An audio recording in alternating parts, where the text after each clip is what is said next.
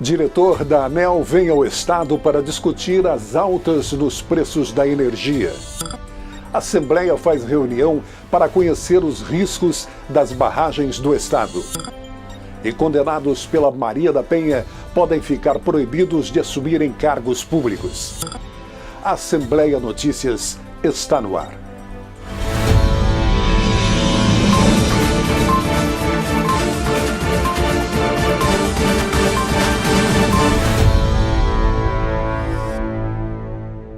Está proibida em todo o Brasil a construção de barragem igual a que se rompeu em Brumadinho. Em Corumbá existem modelos semelhantes. Preocupada com isso, a Assembleia convocou uma reunião para saber sobre os riscos e as ações preventivas que devem ser realizadas no município.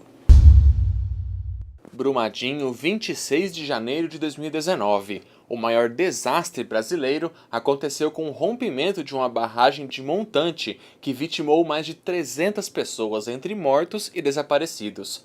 O caso acendeu alerta para as condições das 16 barragens existentes em Mato Grosso do Sul, sendo 4 com dano potencial elevado. A Assembleia convocou o governo para falar das precauções que o Estado toma. Um relatório chegou a ser elaborado sobre os riscos na região. Nós fizemos uma força-tarefa, logo após o acidente da barragem de Brumadinho, compostas pelo Bombeiro, pela Defesa Civil, pelo Ministério Público Federal, pelo CREA e o próprio IMASU na coordenação desse trabalho. Nós requisitamos documentações das empresas, são 2 mineradoras existentes em Corumbá que retiram esse minério de ferro. As barragens que são da empresa 1, que é da Vetorial, elas são de alteamento montante. Essas barragens elas já ficam proibidas da expansão. Quando nós estivemos lá, estava previsto uma expansão dessa barragem. Essa barragem ela não pode ser expandida e deverá ser desativada. Quanto à barragem da Vale, é uma barragem que não é de alteamento montante, mas será obrigada a fazer uma retirada até 2020 do viveiro que se encontra a jusante. Quer dizer, caso tivesse um rompimento, esse viveiro onde trabalham pessoas, ele tem que ser retirado. Então a Vale já nos comunicou de um cronograma de retirada. Então existe uma norma agora da Agência Nacional de Mineração que veda em todo o território nacional qualquer barragem com característica de altamente montante, isso é fundamental para o estado de Mato Grosso do Sul, e também aquelas que não são, um conjunto de medidas que não pode ter nada abaixo da barragem, não pode ter refeitório, não pode ter área administrativa, não pode ter áreas de trabalho abaixo dessa barragem. Os estudos apontaram que não há riscos para a área urbana de Corumbá e que uma possível devastação ambiental seria pequena, mas irreversível. As barragens corumbaenses são bastante antigas e a fiscalização é de responsabilidade da Agência Nacional de Mineração, a AMN. Mesmo assim, o presidente do IMASU alega ter atuado e encaminhado pedidos para que a agência faça estudos sobre a solidez das estruturas das barragens. Toda barragem ela não se rompe de uma hora para outra. Ela vem no processo de doença, Ela não tem um infarto fulminante. Ela vem ao longo do tempo perdendo as suas condições estruturais até um determinado momento não suportar mais a pressão interna e aí então há a ruptura. O deputado Pedro Kemp, do PT, que convocou a reunião, disse que a preocupação agora é com o rico meio ambiente local e também com a segurança das pessoas. Nós precisamos discutir medidas que de fato deem segurança para a população que vive no entorno dessas barragens, mas também segurança para a proteção do meio ambiente. A Vale e a antiga MMX são as exploradoras de minério da região e repassaram dados sobre a situação das barragens.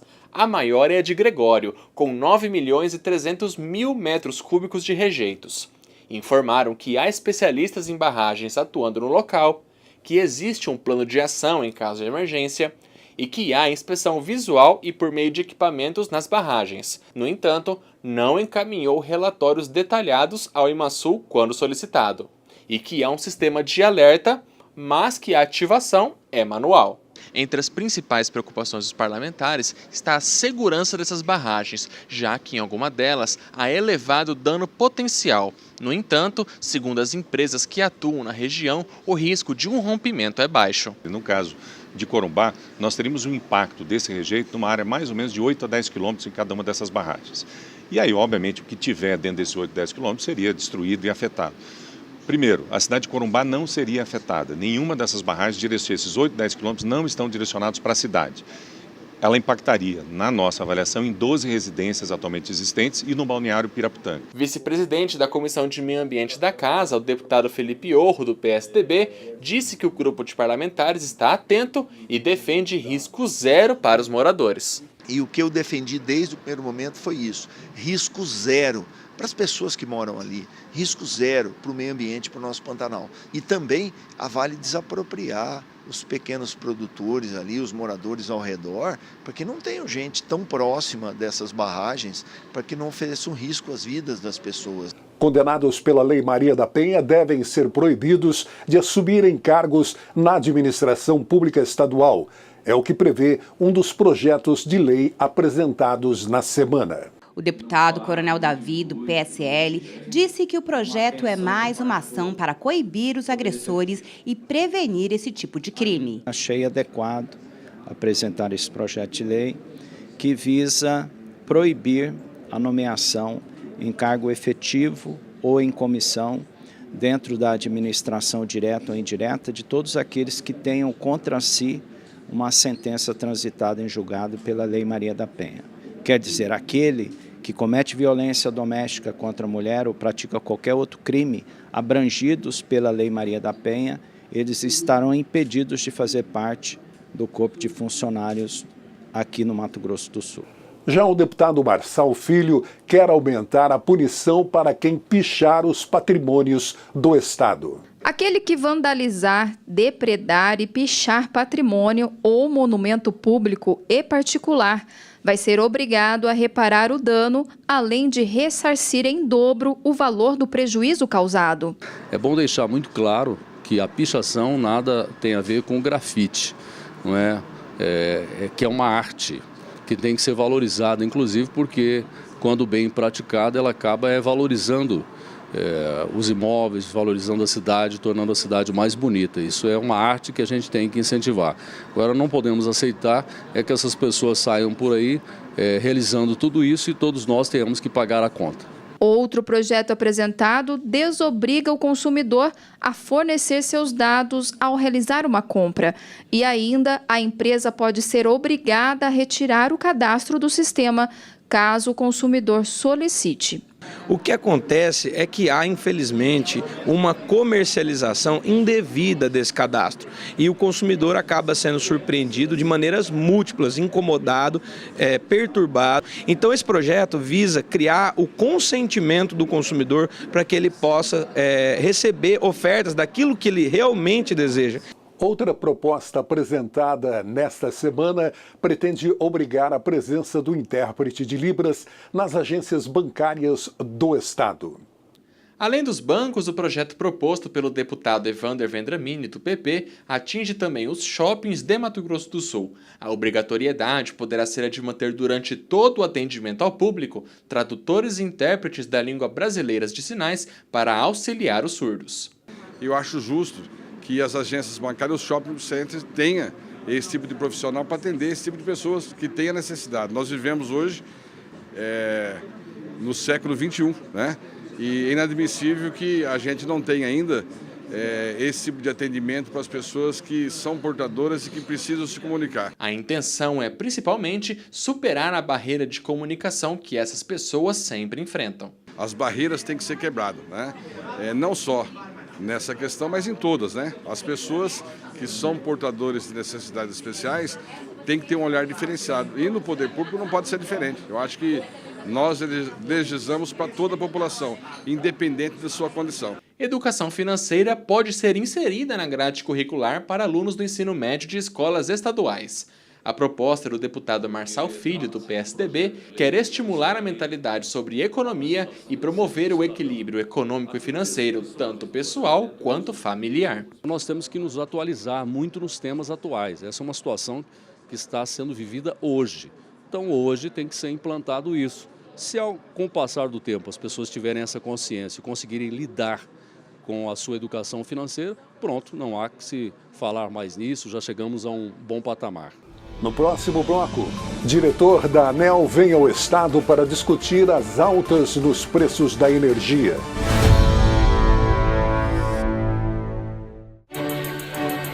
2019, o trabalho na Assembleia começou com a escolha de uma nova direção. Esta é uma casa de leis renovada, unida pelo dever e movida pela inovação. Na abertura do ano legislativo, os deputados reafirmaram a disposição ética de lutar pelos interesses de uma sociedade em constante transformação. É mais prosperidade e justiça social. Os parlamentares também firmaram compromisso de austeridade, redução das desigualdades, combate à violência e mais oportunidades de crescimento para todos.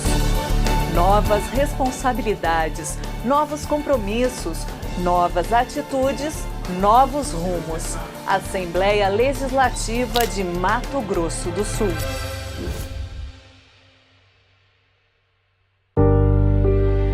Minha filha deixou um vazio tão grande na família. Que só quem passou por isso na família ou o próximo sabe como que é, né? Foi um dos momentos mais difíceis da minha vida.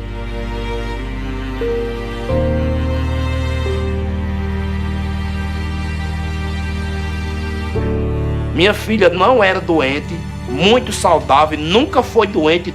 E pelo mosquito, minha filha se foi. Ele não conseguia mais trabalhar por causa das dores e em cima da cama. A renda que sustentava a casa dele com a minha mãe, essa renda parou, né? Mas assim, ela ainda não anda, ela não senta, ela não fala. Eu, graças a Deus, ainda tenho a minha filha comigo. O perigo é para todos, o combate também.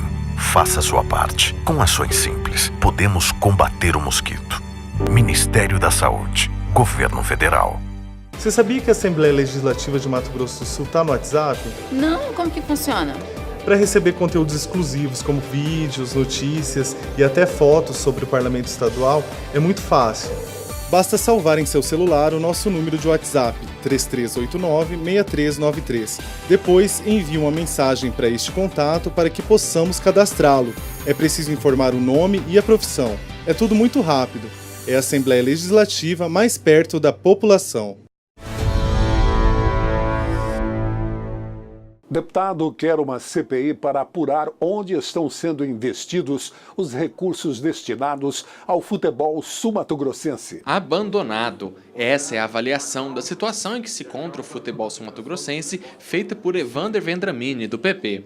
Na tribuna, o deputado apontou que a falta de estrutura para os times não desestimulam apenas as equipes, mas também a população, que não se sente incentivada a acompanhar os campeonatos estaduais. Não há estádios adequados. Quem foi no Morenão no domingo e teve a iniciativa de olhar o fosso, né, cheio de água, nós vivemos uma epidemia de dengue em Campo Grande, tanto a Universidade Federal, que loca ou cede o Morenão, e a própria federação não tem a preocupação com quem está ali assistindo o jogo. E também o desânimo do torcedor, né? Um jogo, um clássico sul-mato-grossense, corumbaense e comercial, com um público de 300 pessoas. Segundo o parlamentar, a Assembleia poderá acompanhar de perto a execução de ações que contam com recursos públicos utilizados pela Federação do Estado e, se necessário, instaurar até mesmo uma CPI caso haja suspeita de irregularidades na gestão desse dinheiro. Grande parte dos recursos geridos no futebol do Mato Grosso do Sul é do governo do Estado. Então nós precisamos, sim, de transparência. Se não houver uma abertura, né, uma transparência, uma explicação para os deputados que significa se apresentar para a população do Mato Grosso do Sul, nós deveremos, sim, instalar uma CPI para abrir esses números, ver onde está sendo aplicado, como foi aplicado ao longo desses anos. Para o deputado Cabalbi, o aumento da jornada de trabalho do servidor público do Estado não deve gerar a economia prevista pelo governo. Para o parlamentar, é uma incoerência o governo do Estado ampliar a jornada de trabalho dos servidores de 6 para 8 horas. A medida, caso posta em prática, deve elevar o custo da máquina pública. Os governos anteriores lançaram a jornada de trabalho de 8 para 6 com um discurso de economizar. Hoje o governo lança das 6 para as 8 dizendo que vai economizar. Então, na minha avaliação, nada mais é do que esse aumento de jornada de trabalho, uma justificativa, uma forçação de barra para que o servidor público peça o PDV, que entre no plano de demissão voluntária, que fique desempregado a partir daí. O líder do governo rebateu, dizendo que o serviço público é para atender a população e o servidor deve estar disponível. O servidor, quando ele fez o concurso lá atrás, a jornada era 8 horas. É evidente que isso passa pelo diálogo, pela conversa, pela composição, mas o grande beneficiário é a população do Estado. Aquela pessoa que não pode ir na parte da manhã, tem à tarde, para poder procurar os serviços públicos. Ainda sobre o plano de demissão voluntária, Barbosinha defendeu que ele vem de encontro à necessidade do funcionário que deseja o desligamento do serviço público. O plano é de demissão voluntária, não há coação para que ele faça adesão. Agora ele é benéfico, porque ele possibilita que aquele servidor que não tenha como se adequar, por exemplo, à regra das 6 horas, ele possa utilizar-se do plano. Para saber como é composta a tarifa de energia do Estado, a Assembleia realizou uma audiência pública. Essa foi uma forma que o Legislativo encontrou para dar respostas à população que recebeu faturas com valores altos nos meses de dezembro e janeiro. Descobrir por que as contas de energia são como são e entender os desafios do acesso à tarifa social. Esse foi o foco da audiência pública, que trouxe a Energisa para dar explicações sobre a composição da tarifa e também sobre as contas mais salgadas no começo do ano. Se as pessoas observarem a sua conta, elas vão ver que sempre nos meses de janeiro e dezembro, elas têm elevação do consumo nesse período. E é importante registrar, não houve aumento de tarifa. A tarifa é definida pela ANEEL e ela só sofre reajuste uma vez por ano. Segundo a companhia, a tarifa é composta por 4 itens. Numa fatura com consumo de 220 kWh, a geração representa pouco mais de 30% da conta. A transmissão é de 3,65%. A distribuição representa mais de 20 pontos percentuais e os impostos, que podem variar conforme maior ou menor for o consumo, 45% nesse exemplo. Para o deputado Barbosinha, que convocou a audiência pública, a partir desses e outros dados apresentados, a Assembleia pode articular-se para discutir questões como o escalonamento do ICMS e, caso irregularidades sejam encontradas, a instauração de uma CPI. Eu considero extremamente relevante, que é saber o quanto entra de energia no Estado, isso seria a macromedição, não é? E quanto que é medido pela micromedição, que são os relógios que estão no comércio, na indústria, nas residências. Porque a Energisa alega desde o início que o aumento é decorrente das altas temperaturas, não é? Ou, ao entendermos que existe divergência, podermos até, se for o caso, instalar uma CPI na Assembleia Legislativa. Representando os consumidores, Rosimeire Cecília da Costa, presidente do Conselho de Usuários de Energia no Estado, apontou até uma possível tributação da tributação nas faturas com aplicação de ICMS em cima de outros impostos, como PIS e COFINS, e disse que o Conselho está atento a essa situação e também ao atual processo de revisão tarifária. Se a demanda daquela residência não se alterou, né, não houve nenhum outro agente externo, a não ser PIS/COFINS, que no mês de novembro foi 4 e subiu para 6,8. Isso dá um impacto, sim. Mas nós estamos coletando esses dados para efetivamente dar essa resposta para o consumidor. Quanto à tarifa social, a concessionária alega fazer campanhas informativas, mas os dados não refletem o posicionamento da companhia. Em Mato Grosso do Sul, cerca de 290 mil famílias atendidas por programas assistenciais do governo federal têm direito à tarifa social, mas pouco mais de 170 mil, que representa mais ou menos 60% do total, não fizeram adesão ao programa. Movimentando os prefeitos, as câmaras municipais, os CRAS, inclusive o treinamento, porque muitos funcionários do CRAS não tinham conhecimento, inclusive do funcionamento do sistema, porque a pessoa beneficiária de um programa social, ele precisa de preencher um questionário longo, demorado. E a última etapa, a partir do momento que ele tem o número da informação social, que é o NIS, é cadastrar junto à Energisa. Em outra reunião, os deputados discutiram com o diretor-geral da ANEEL, André da Nóbrega, as possibilidades de redução da tarifa de energia. Desde a retomada dos trabalhos em fevereiro, a Casa vem conduzindo debates em torno do custo da energia elétrica no Estado. Depois da audiência pública na Casa, na última terça, André Pepitone, diretor-geral da Agência Nacional de Energia Elétrica, veio ao Estado a pedido da Assembleia para falar da atuação da agência, que é responsável por fiscalizar os serviços e também por conceder os reajustes tarifários. Pepitone se reuniu com os deputados na sala de reuniões da presidência e, em seguida, seguiu para debate com o setor produtivo, que percebe diretamente no seu custeio os serviços das concessionárias e as tarifas autorizadas. Nós queríamos saber exatamente isso, se tem aqui a fiscalização da ANEEL, que é o órgão responsável, né, que é a Agência Nacional, de estar fazendo essa fiscalização, dizendo está tudo certo. Do ponto de vista de tarifa, está tudo certo do ponto de vista de consumo. Onde que houve a discrepância? Exatamente nas faixas de consumo, elevando-se as tarifas, não só do PIS/COFINS, mas também dos impostos estaduais. Muito importante a presença da Assembleia, até porque a Assembleia já é parceira há tempos, né, de discussão que envolve energia.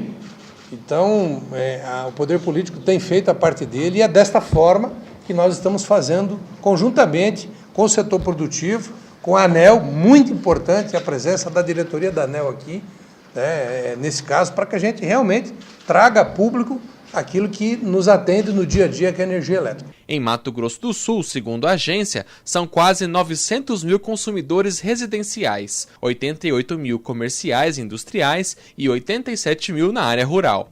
Para todos esses, existem tarifas e impostos escalonados específicos, que, conforme o consumo, incidem mais sobre o custo final da fatura. Na atualização da tarifa, não apenas o custo da energia é levado em conta, mas também a modernização e expansão da rede. Hoje as empresas elas estão contratadas, entretanto as usinas hidrelétricas não têm água. Então essa energia precisa ser comprada de térmicas e, de acordo com o que a lei estabeleceu, a política pública e a ANEEL implementa, esse custo deve ser repassado para o consumidor. Então hoje estamos comprando energia de térmicas. As térmicas contratadas no Brasil têm um custo elevado, mas nós honramos contratos, nós respeitamos contratos. Então em 2023 haverá o fim do contrato de 3.500 megawatts de térmicas contratado a valores acima de R$ 800. Então é uma oportunidade de o governo já fazer o leilão agora para substituir essas térmicas por térmicas a um valor mais barato. Historicamente, a Assembleia fiscaliza o setor. Um grande exemplo é a CPI da Enersul em 2007, que obrigou a então concessionária a devolver valores cobrados a mais aos consumidores. E segundo o presidente da Comissão de Turismo, Indústria e Comércio, Capitão Contar, do PSL, essa atenção continua, em especial a cobrança dos impostos sobre a eletricidade. A bitributação ela tem que ser combatida urgentemente. A gente vai levar esse tema para Brasília também. É inadmissível que o povo pague 2 vezes um tributo, né, que normalmente a gente não vê o retorno desse tributo. E a Escola do Legislativo promoveu uma oficina para que os servidores da Casa pudessem conhecer todo o processo de criação de um projeto de lei. Como acompanhar pelo site Gestor de Processos Legislativos o andamento das propostas parlamentares e entender o que os termos técnicos dizem, foram algumas das dúvidas que as servidoras da Secretaria de Assuntos Legislativos e Jurídicos, Ana Cláudia e Karina Gonzalez, tiraram durante a palestra. A população ela busca muito saber como está o andamento de um processo, se foi publicado no diário, onde foi publicado, que dia, qual é o número do processo, onde que ele se encontra agora. Tudo isso é possível através das buscas, das pesquisas e do Diário Oficial. Isso tudo acoplado também ao sistema legislativo, que também traz a transparência, né, para a gente, não só aqui da Assembleia, mas como para toda a população que pode acompanhar o que está acontecendo em todo o processo, todas as etapas tudo acompanhando pelo sistema legislativo. No plenarinho, os olhos e ouvidos atentos às dicas. Muitos aqui são novos na Casa de Leis. Afinal, dos 24 deputados eleitos em outubro do ano passado, 11 estão no primeiro mandato. Mas quem pensa que apenas os novatos vieram ao encontro, se engana. Márcio Oliveira trabalha como assessor parlamentar há 3 anos e, mesmo assim, fez questão de participar. É sempre importante também estar reciclando.